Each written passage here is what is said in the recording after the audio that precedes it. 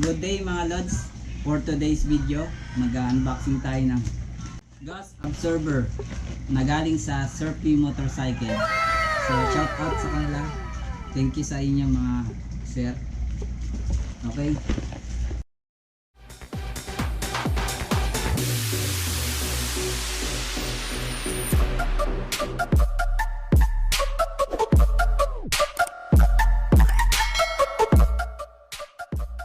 Bili ko siya ng 685 pesos mga lods.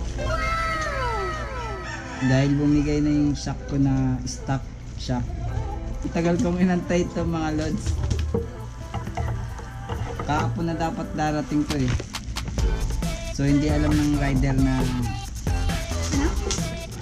yung bahay namin.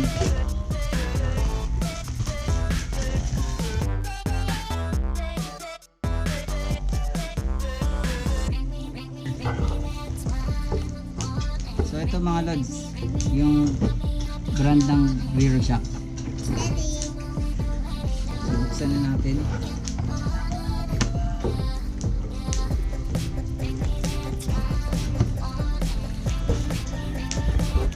Tenen!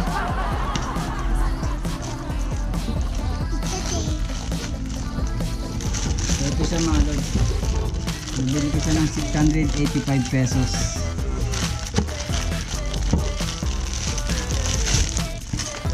Kulay-kulay yung binili ko.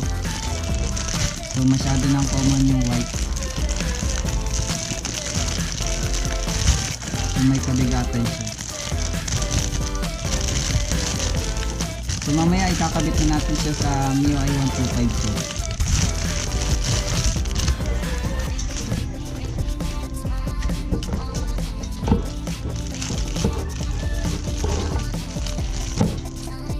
Ito para sa ano natin sa butas. Pwede rin na yung galing sa stock mo kakabit mo dito. So yun lang mga lods. Thank you sa panonood. Mamaya ikakabit ko na to. A few moments later. So good day mga lods. Kakabit na natin yung wheel shock ko na bagong dating na tatak is zero shock. So kabit na natin.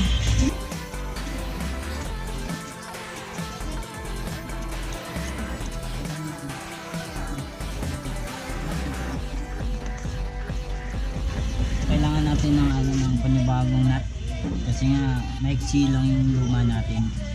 So bumili ako sa shop ng Allen, with Allen siya. So sakto lang siya dito para sa shop. Ito. So kailangan niya talaga bumili.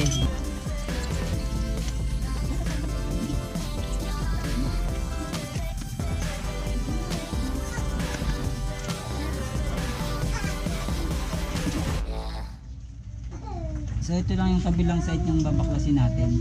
Hindi na yung buong buong bearings.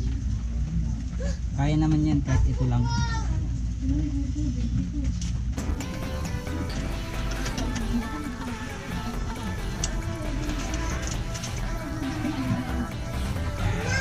Kailangan yung size mga lods 14. Wala dito sa ibabaw ng diskartehan nyo na lang kung paano nyo baklasin. Kung paano tanggalin. So ngayon natanggal ko nyo.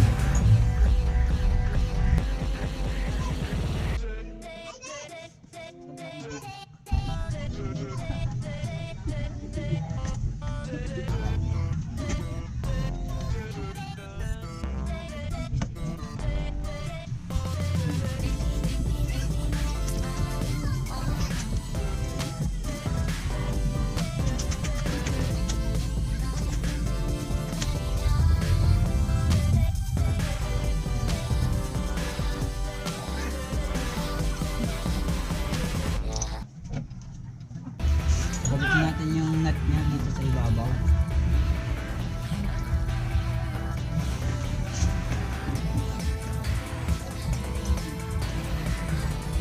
So 14 siya mga lods. Dito sa ibabaw niya.